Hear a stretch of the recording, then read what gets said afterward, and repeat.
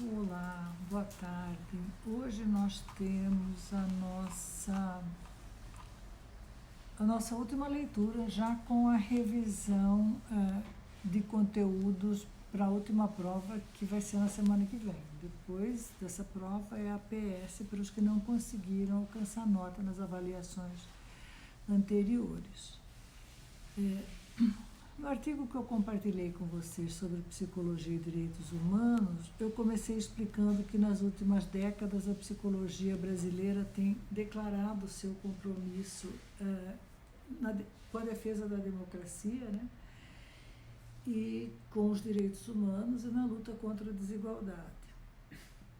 E assim, buscando, ela atualmente busca contribuir para uma análise crítica que seja capaz de desvendar o funcionamento da sociedade, assim como desvendar, né, a natureza das injustiças resultantes desse funcionamento. Então, nós vimos, né, a situação prisional naquele vídeo, e de acordo com os dados do Conselho Nacional de Justiça, o Brasil alcançou a marca de 909 mil presos, 909.061 presos. Desse total, 44,5% são provisórios, ou seja, ainda não foram condenados. São prisões provisórias que, no caso das classes pobres, se estendem por anos.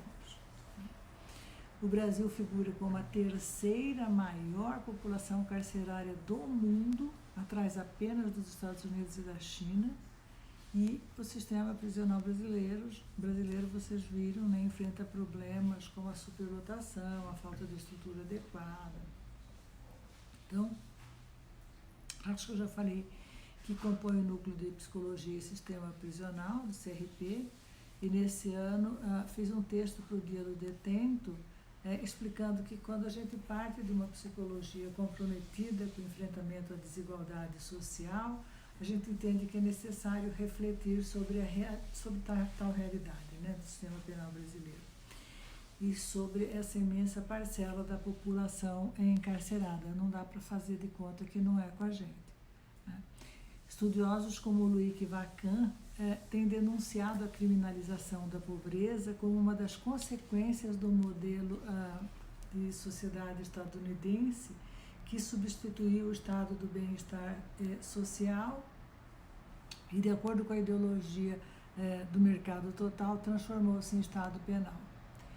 Tal modelo vem sendo seguido por países tanto do primeiro mundo como do segundo mundo, e Vacan alerta que a penalidade neoliberal é mais funesta quando atinge países do terceiro mundo, né? Países em condições de desigualdade econômica e social, porque é essa desigualdade econômica que gera a desigualdade das condições e de oportunidade de vida, incluindo estudo e trabalho. Ademais, é consenso entre os estudiosos que grande parte da massa encarcerada é composta por sujeitos que jamais tiveram acesso a uma educação de qualidade e, consequentemente, a oportunidade de ingresso no mundo do trabalho, né, ou a garantia de um trabalho digno e minimamente remunerado. Assim, trata-se de uma população com histórico de falta de oportunidades, e os indivíduos que passam pelos estabelecimentos penais costumam ter vivenciado o preconceito desde antes, né? E continuarão sofrendo após saírem dela. Não há como discordar do velho Marx, que disse que não é a consciência que determina a vida, mas a vida que determina a consciência.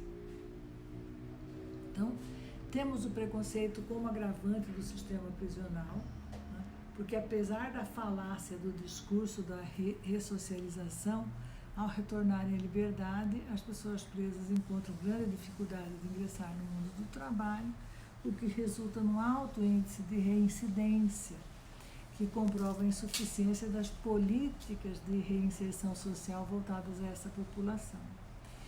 Então, embora a legislação penal tenha avançado no que diz respeito a políticas públicas e a defesa dos direitos humanos na execução penal, a realidade dos estabelecimentos é constituída de contingente insuficiente de servidores, a segurança é valorizada em em detrimento da garantia de direitos. Nesse contexto, os custodiados que, ao perderem a liberdade, eles perdem, quando a pessoa comete um crime que é presa, ela perde a liberdade de ir e vir, né? Mas não deveria ser privado do direito ao trabalho, do direito à educação, dos direitos humanos, enfim. Então, mas eles não encontram essas oportunidades em condições de igualdade dentro dos estabelecimentos penais e assim estão submetidos a novo sistema de desigualdade. É importante lembrar que a maioria da população encarcerada é negra, é pobre, é jovem e tem pouca escolaridade.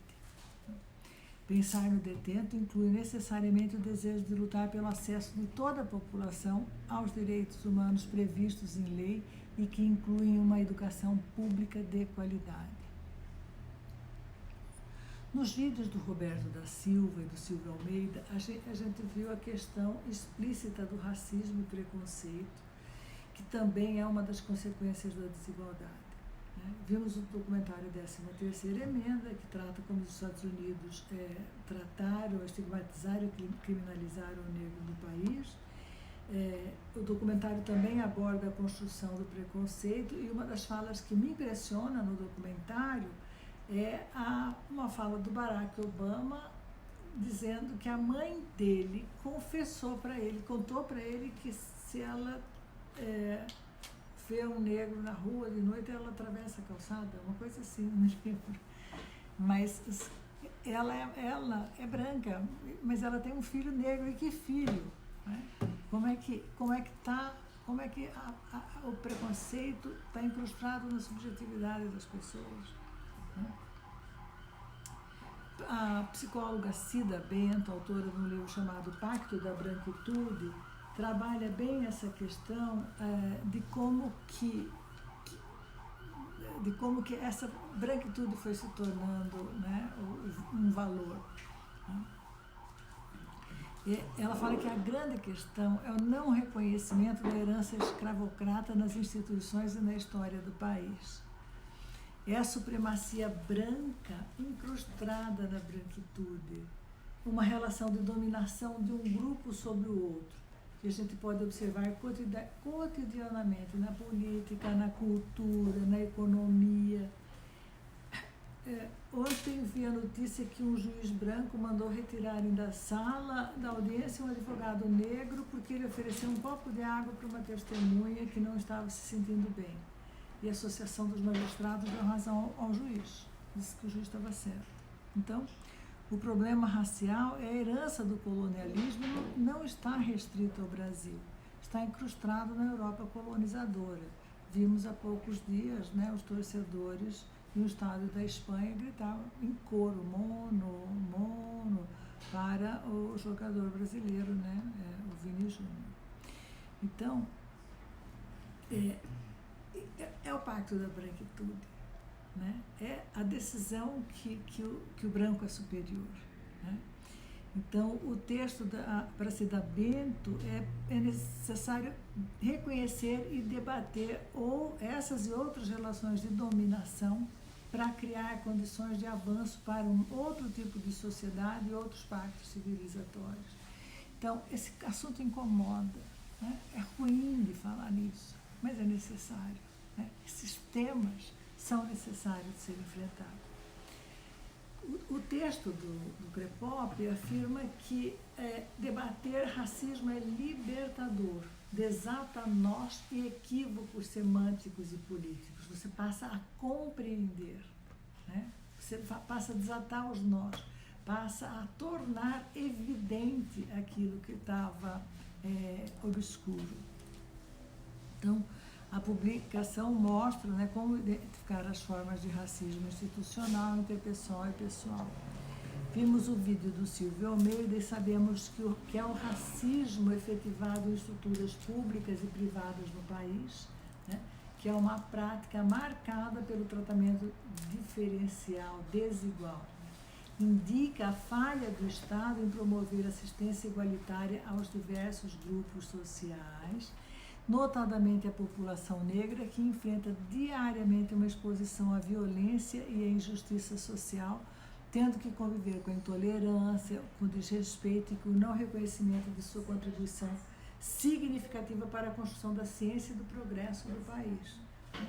E ainda com a desvalorização da negritude na formação da identidade brasileira. No racismo interpessoal e intersubjetivo, que considera crianças problema, as crianças negras na escola, que trata de forma diferenciada usuárias brancas e negras no serviço de saúde. Vimos nessa semana a denúncia de uma médica que afirmou que a paciente negra tinha um cheiro diferente. São manifestações diárias de racismo que a população negra enfrenta por meio de manifestações explícitas ou veladas. Mães brancas não se atentam a lembrar os filhos de levarem seus documentos quando saem para a rua, e essa é uma recomendação presente no cotidiano das mães negras.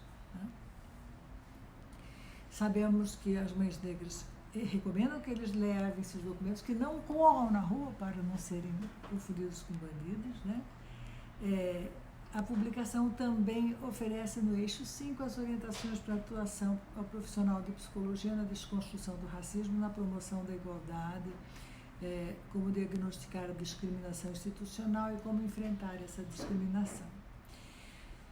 Por fim, eu gostaria de indicar algumas leituras para quem quer se aprofundar no tema. Uma delas é o Pacto da Branquitude, da Cida Bento, que é psicóloga. Felizmente, há muita coisa boa sendo produzida. Os livros de Frantz Fanon, que é um psiquiatra martinicano que escreveu brilhantemente sobre o colonialismo e morreu em 1961, foi, enfim, reconhecido, né? A obra dele foi, enfim, reconhecida, e os livros dele são absolutamente incríveis, né? Pele Negra, Máscaras Brancas e Os Condenados da Terra. E também há os livros da Bell Hooks, que faleceu em dezembro de 2021, era uma admiradora de Paulo Freire, americana. Há também o vídeo, né, e o livrinho da Chimamanda Adichie, que é uma escritora nigeriana notável, né? Eu vou compartilhar no AVA o link do vídeo dela. E os livros da Djamila Ribeiro, né? Pequeno Manual Antirracista, Lugar de Fala, Feminismos Plurais, Quem Tem Medo do Feminismo Negro. Enfim, tem muita coisa boa sendo produzida e vale a pena vocês investirem nessa literatura. Tem um livro da Lilia Schwartz, chama Óculos de Cor, Ver e Não Enxergar, é mais infantil, mais juvenil, né? Para jovens, né? Aliás, recomendo seguirem a Lilia Schwartz no Instagram. Ela faz leituras de imagens formidáveis, ela ensina a ler imagem, vale a pena. É uma intelectual realmente incrível. Então, tem sido produzida muita leitura de qualidade para a libertação das consciências da cultura colonialista. Aponto ainda Memórias da Plantação, de Grada Quilomba, que é uma psicóloga portuguesa de origem africana, né? O livro é a tese de doutorado que ela defendeu na Alemanha, e a apresentação do livro traz uma leitura fantástica de como que o branco joga no negro as características que são dele. É o negro que é agressivo, é o negro que é violento, né? Quer dizer, eu prendo você, eu te amarro, eu te ponho para trabalhar para mim e você que é violento, né? Ela mesma conta que quando entrou na biblioteca da universidade na Alemanha, da universidade que ela estava fazendo doutorado, uma funcionária falou para ela: olha, aqui é só para aluno e professor do curso. Aí ela disse: eu sou aluno, para espanto da funcionária. Bom, Indo para a violência contra a mulher, que já tá postado também o vídeo, a referência do CREPOP, atenta-se para a orientação de qualquer profissional deve fundamentar sua atuação em uma dimensão ético-política, e essa diretriz adquire um caráter especial para os profissionais envolvidos com políticas públicas. A atuação nas políticas públicas deve considerar as relações com o Estado, com a sociedade e a criação das referidas políticas públicas. Lembrem-se que as políticas públicas são medidas compensatórias, né? Assim como as cotas são medidas compensatórias, né? Constituídas a partir do diálogo entre Estado e sociedade. Elas procuram atender aos direitos fundamentais de todos os cidadãos, porque não estão atendidos, né? Sem distinção. Entretanto, essas políticas, em sua grande maioria, têm sido alcançadas a partir de relações conflituosas, já que os interesses do Estado e da sociedade civil organizada muitas vezes se revelam antagônicos. As experiências de democracia participativa na constituição das sociedades contemporâneas são muito recentes. Ao longo da história, a formação e organização dos Estados vem se pautando em modelos de desenvolvimento baseados na concentração de poder e riqueza, perpetuando a exclusão social, econômica, cultural de grande parcela da população. E a gente tem que entender isso no exercício da psicologia. Isso tem que estar claro para a gente, né?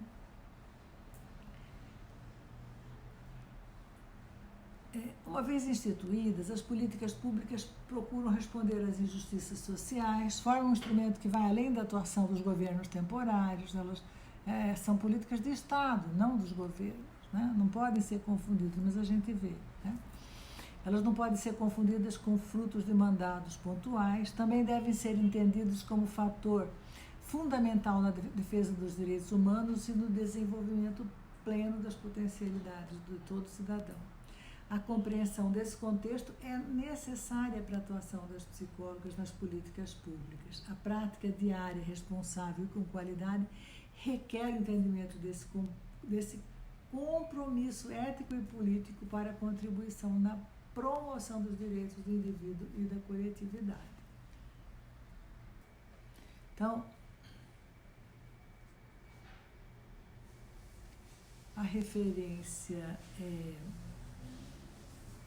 técnica para atuação de psicólogos em programas que atuam com mulheres em situação de violência contextualiza historicamente a violência contra a mulher, apresenta os marcos do tema e, de acordo com Lei Maria da Penha, referencia os tipos de violência como violência intrafamiliar ou doméstica, né, que ocorre em casa, no ambiente familiar, ou em uma relação de familiaridade, afetividade ou coabitação.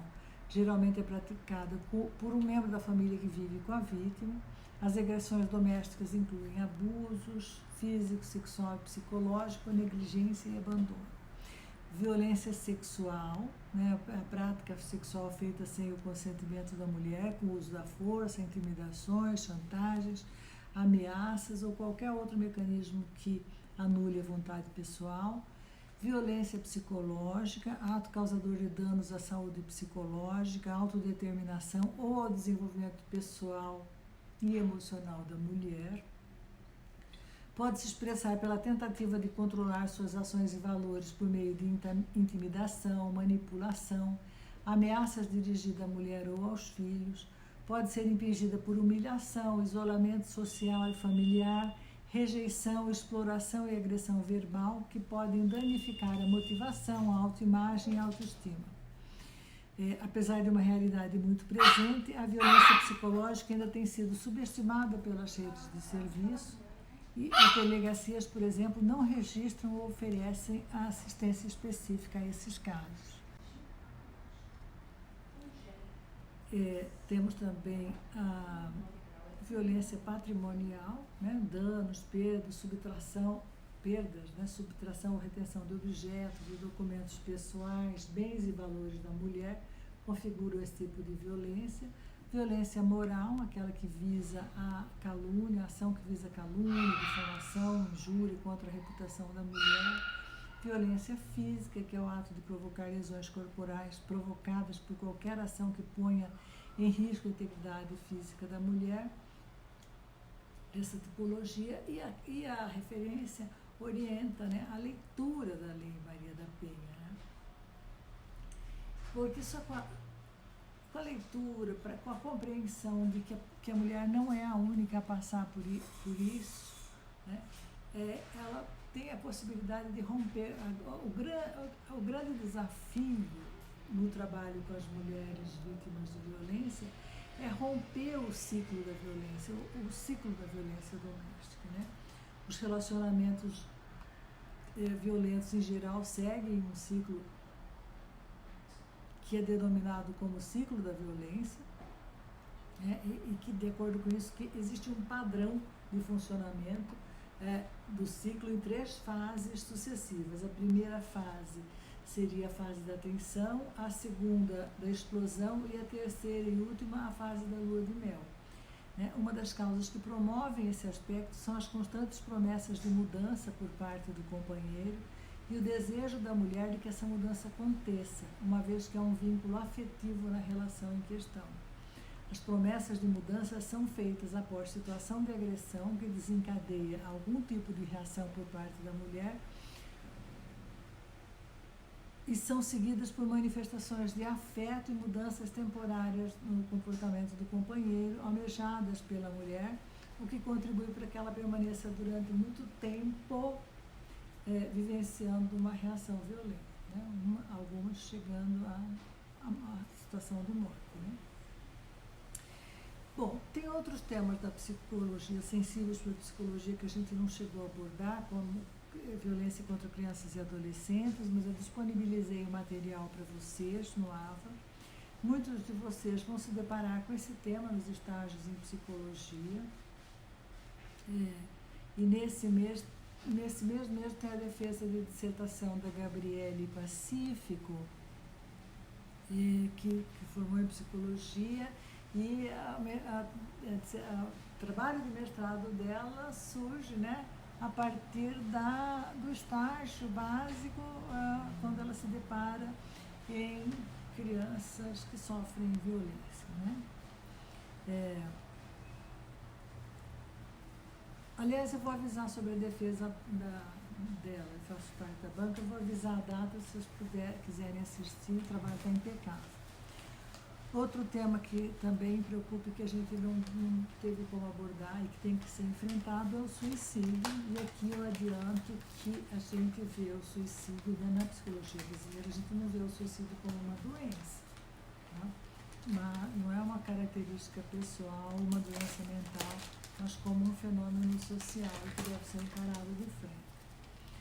Bom, eu penso que a gente está finalizando a disciplina, espero encontrá-los no segundo semestre na Psicologia Histórico-Cultural e prometo que vou postar os conteúdos no AVA de forma bem organizada, para que vocês não se percam separando os blocos como eu fiz no fim desse semestre.